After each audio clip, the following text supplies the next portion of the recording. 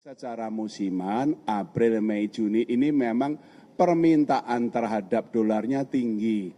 Ada untuk pembayaran repatriasi dividen, ada pembayaran utang, dan juga untuk jemaah haji. Tapi rupiah adalah under value dan ke depan. Assalamualaikum warahmatullahi wabarakatuh. Salam sejahtera bagi kita semua. Teman-teman media cetak, media elektronik, saya bersama Pak Gubernur Bank Indonesia, Ketua LPS, Pak Menteri Keuangan, dan Ketua OJK. Tadi rapat dengan Bapak Presiden dan dilaporkan kepada Bapak Presiden kondisi perekonomian saat ini yang dari hasil tadi pengumuman BPS di kuartal pertama baik, kita pertumbuhannya di 5,61. Dan pertumbuhan ini adalah di antara negara G20 tertinggi. Jadi kita di atas Cina, di atas Singapura, Korea Selatan, Arab, bahkan Amerika. Dan pertumbuhan ini di atas daripada ekspektasi dari berbagai lembaga yang biasanya mereka rata-rata di angka 5,2. Kemudian dari beberapa pertumbuhan kita melihat bahwa pertumbuhan konsumsi baik di 5,52%. Kemudian juga konsumsi pemerintah juga naik 21,31%. Kemudian juga dari segi ekspor dan impor juga positif. Dari segi lapangan usaha, sektor industri, sektor perdagangan, sektor administrasi pemerintahan, jasa lainnya, dan juga transportasi pergudangan, pertanian, dan konstruksi juga berjalan dengan baik.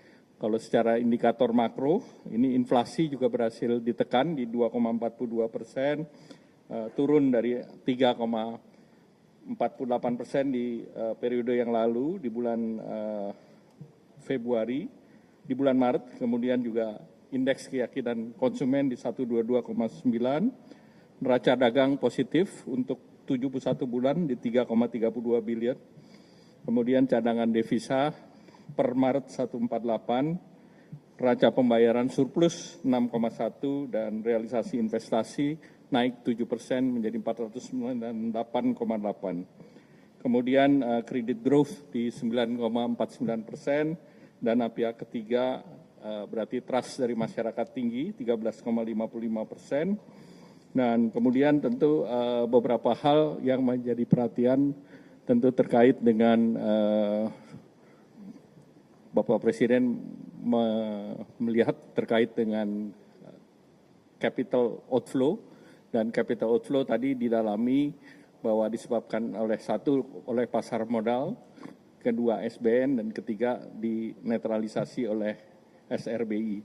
Dan tadi disepakati, dilaporkan ke Bapak Presiden, kesepakatan kerjasama antara BI dan Menteri Keuangan, sehingga ke depan ini bisa dijaga terkait dengan capital outflow. Dan selanjutnya terkait dengan rupiah, Bapak Presiden menanyakan, nanti dijelaskan oleh Pak Gubernur, terutama juga terkait dengan diperdagangkannya mata uang Indonesia secara forward di beberapa negara. Silakan Pak. Terima kasih Pak Menko, rekan-rekan sekalian, Pak Menteri Keuangan, Bu Ketua OJK, Pak Ketua LPS. Selamat sore, Assalamualaikum warahmatullahi wabarakatuh. Tadi dibahas dan mendapatkan arahan dari Bapak Presiden mengenai nilai tukar. Berkaitan dengan dua hal penting mengenai nilai tukar. Bahwa yang pertama, nilai tukar sekarang itu under value. Under value, dan ke depan kita yakini akan stabil dan menguat. Kenapa under value? Tadi disampaikan oleh Pak Menko, fundamental kita itu kuat. Pertumbuhan sangat tinggi, 5,61%. Inflasi rendah. Kredit juga tumbuh tinggi, cadangan devisa juga kuat. Nah, ini adalah fundamental yang menunjukkan mestinya rupiah itu akan stabil dan cenderung menguat. Nah, kenapa dalam jangka pendek ini ada tekanan-tekanan nilai tukar? Sebabnya ada dua, yaitu ada faktor global dan kemudian pada faktor-faktor musiman. Faktor globalnya apa? yang menyebabkan tekanan nilai tukar dalam jangka pendek ini adalah satu, harga minyak yang tinggi. Dua, suku bunga Amerika yang juga meningkat tinggi. Yield yield US Treasury 10 tahun sekarang adalah 4,47%. Demikian juga dolar yang menguat. Dan Pak Menko tadi mengatakan terjadinya pelarian modal dari emerging market termasuk Indonesia. Nah, memang dalam secara musiman, April, Mei, Juni ini memang permintaan terhadap dolarnya tinggi. Ada untuk pembayaran repatriasi dividen, ada pembayaran utang, dan juga untuk jemaah haji. Tapi rupiah adalah under value dan ke depan akan stabil dan cenderung menguat. Itu nomor satu. Nomor dua, ya, kami melaporkan kepada Pak Presiden dan Pak Presiden merestui dan kemudian memberikan suatu penguatan 7 langkah penting yang ditempuh Bank Indonesia untuk membuat rupiah kuat, membuat rupiah itu stabil ke depan. 7 langkah pentingnya yang tadi kami laporkan apa? Satu, kami akan terus melakukan intervensi secara tunai dan domestic non-delivery di dalam negeri dan juga non-delivery forward NDF di pasar luar negeri, di Hong Kong, di Singapura, di London, di New York. Kami terus akan melakukan intervensi untuk menstabilkan rupiah baik di dalam negeri maupun dari luar negeri. Cadangan devisa kami lebih dari cukup untuk melakukan stabilisasi nilai tukar rupiah itu. Yang kedua, tadi Pak Menko sudah menyebutkan, karena sementara ini SBN itu keluar, kemudian saham, meskipun dalam minggu-minggu terakhir hasil koordinasi dengan Pak Menteri Keuangan sudah mulai inflow, tapi year to date masih outflow. Sementara saham terjadi outflow, sehingga kami bersepakat untuk sementara ini SRBI dibuat perlu inflow. Sehingga inflow-nya SRBI bisa mencukupi outflow-nya SBN dan saham, itu koordinasi kami dengan Pak Menteri Keuangan, sehingga betul-betul menjaga inflow-nya dari portfolio asing itu masih year to date-nya masih terjadi inflow dan itu memperkuat nilai tukar rupiah. Nomor 3, ini juga koordinasi dengan Pak Menteri Keuangan, BI akan terus membeli SBN dari pasar sekunder. Ini koordinasi sudah awal tahun koordinasi dan kita lakukan. Kami sudah membeli SBN dari pasar sekunder year to date adalah 123,1 triliun rupiah dan kami akan melakukan koordinasi termasuk nanti Pak Menteri Keuangan bisa melakukan masalah buyback dan segala macam. Koordinasi sangat erat antara fiskal dan moneter. Kemudian yang keempat, kami juga dengan Pak Menteri Keuangan menjaga likuiditas di perbankan dan pasaran lebih dari cukup, yaitu terindikasi dari pertumbuhan uang primer yang selalu double digit. Di terakhir itu pertumbuhan uang primernya adalah 14,1%. Nomor 5, yaitu adalah yang kami sudah keluarkan adalah pembatasan pembelian dolar di pasar domestik tanpa underlying. Yang dulunya 100.000 dolar per orang per bulan, kita turunkan 50.000 dolar per orang per bulan. Itu yang kami langsung koordinasi dengan KSSK untuk penguatan, termasuk di dalam negeri itu adalah pasar yuan, Chinese yuan dengan rupiah sudah berkembang di dalam negeri. Karena local currency kita dengan Cina sama yuan, Cina sama rupiah itu sangat tinggi dan sekarang sudah mulai terbentuk pasar domestik yuan sama rupiah termasuk ini local currency sehingga itu mengurangi atau melakukan diversifikasi dari dolar sehingga itu bisa memperkuat. Nomor 6 adalah penguatan untuk pasar intervensi kami di offshore non-delivery forward. Supaya kita lebih mampu mengendalikan perkembangan nilai tukar di offshore, di luar negeri. Selain intervensi yang terus kami lakukan, kami juga membolehkan bank-bank domestik untuk ikut jualan offshore NDF di luar negeri. Sehingga pasokannya lebih banyak, sehingga itu akan memperkuat stabilisasi dari nilai tukar rupiah. Nomor berapa? 6 ya. Nomor 7 adalah peningkatan pengawasan kepada bank-bank dan korporasi yang terutama kami lihat bank-bank korporasi yang aktivitas pembelian dolarnya tinggi, kami kirim pengawas ke sana koordinasi dengan Bu Frederica Widyasari dari Ketua OJK untuk memastikan bagaimana stabilitas sistem keuangan terjaga. Terima kasih Pak Menko. 25.000. Ya. Yang tadi pembatasan pembelian dolar yang sudah kami turunkan dari 100.000 menjadi 50.000, kami persiapkan, kami akan turunkan lagi menjadi 25.000 sehingga pembelian dolar sampai dengan atau di atas 25.000 itu harus pakai underlying.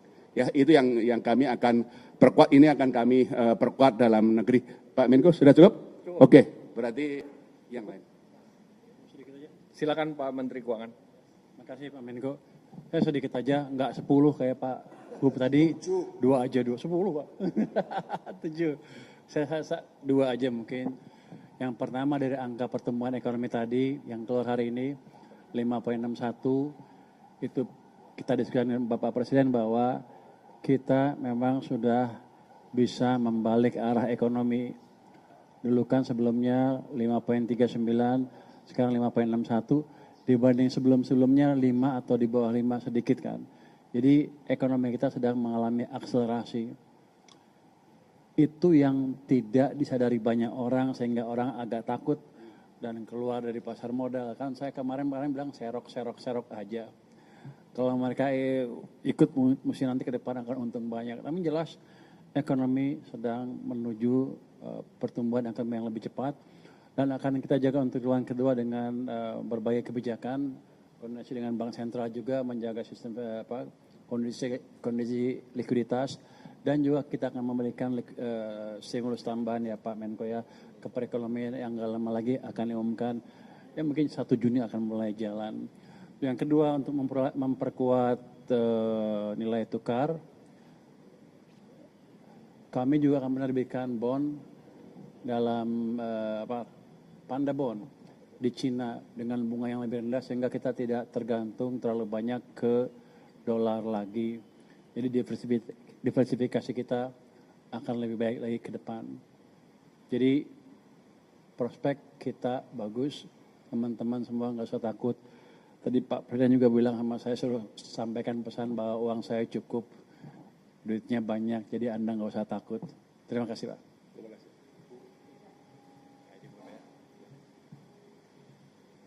Terima kasih Pak Menko, yang saya hormati Pak Menko, Pak Gubernur BI, Pak Menteri Keuangan, Pak Ketua LPS, dan tentu saja rekan-rekan semua yang saya hormati. Selamat malam, Assalamualaikum warahmatullahi wabarakatuh.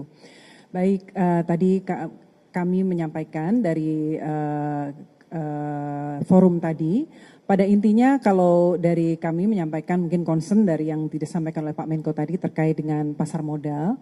Dapat kami sampaikan kalau teman-teman lihat terjadi outflow ya, karena memang saat ini kondisi dari faktor geopolitik dan geoekonomi secara global, di mana tentu kalau dari the Fed higher for longer, makanya pada outflow. Namun selama kita yakini fundamental kita baik ya, kita harapkan ini akan bisa berbalik.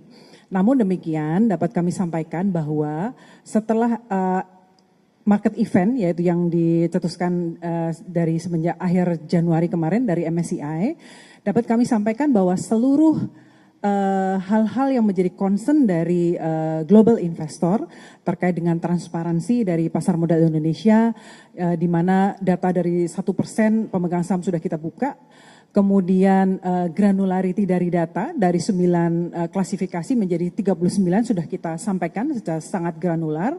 Kemudian ultimate beneficial owner juga sudah kita sampaikan, dan juga satu lagi terkait likuiditas yaitu untuk free float di atas 15% dengan stages yang kita sampaikan. Nah kemudian kalau kita melihat bagaimana perbaikan-perbaikan ini tentu menimbulkan implikasi ya. Kalau kita lihat nanti mungkin sebelumnya saya sampaikan, saat ini kalau teman-teman memperhatikan indeks harga saham gabungan, pergerakannya sudah inline dengan indeks-indeks utama seperti LQ45, IDX 30 dan sebagainya. Jadi saham-saham yang sekarang pergerakannya sudah lebih ke fundamental, dan kalau kita melihat nanti mungkin pengumuman di Mei ya oleh MSCI dan juga nanti di Juni untuk terkait market kita, ya mungkin kalau di Maret nanti akan ada rebalancing dari indeks MSCI kita, mungkin kita ya expect akan terjadi penyesuaian, namun kita sampaikan ini adalah temporary dampak temporary dari perbaikan yang kita lakukan, seperti short term pain gitu ya, tapi harapannya ke depan akan semakin baik secara fundamental, dan kita harapkan ini akan semakin baik karena kita terus memperbaiki, contohnya untuk pendalaman pasar. Teman-teman kalau melihat angka, jumlah investor di pasar modal kita dalam 1 tahun tuh naik sekitar 5 juta SID. Jadi kita pendalaman pasar, bagaimana investor domestik kita tingkatkan supaya kalau terjadi gonjangan di luar tetap lebih stabil untuk market kita. Mungkin dari kami itu Pak Menko, terima kasih. Terima kasih Ibu Fredrika Widiasari. Yang terakhir terkait dengan regulasi devisa hasil ekspor sumber daya alam. Jadi revisi perubahan terhadap PP 36 sudah difinalisasikan dan akan diberlakukan per 1 Juni 2026. Jadi perubahan bahwa DHE SDA wajib masuk ke Himbara dan dikonversi ke rupiah maksimum 50%, dan juga terkait dengan sektor ekstraktif atau oil and gas itu berlaku seperti yang sekarang, yaitu yang berlaku 3 bulan. Baik, cukup. Ada pertanyaan?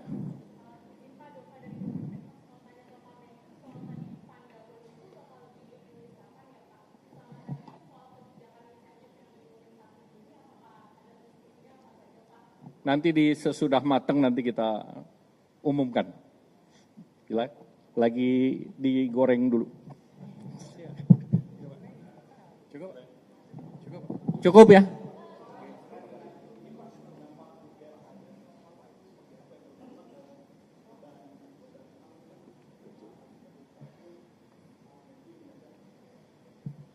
Jadi angka-angka yang saya sebut waktu itu dengan asumsi $100 per barel itu sudah memasukkan asumsi nilai tukar yang tidak jauh dari sekarang. Jadi angkanya nggak berubah, jadi fiskal tetap aman, sudah kita perhitungkan. Baik, terima kasih. Wassalamualaikum warahmatullahi wabarakatuh.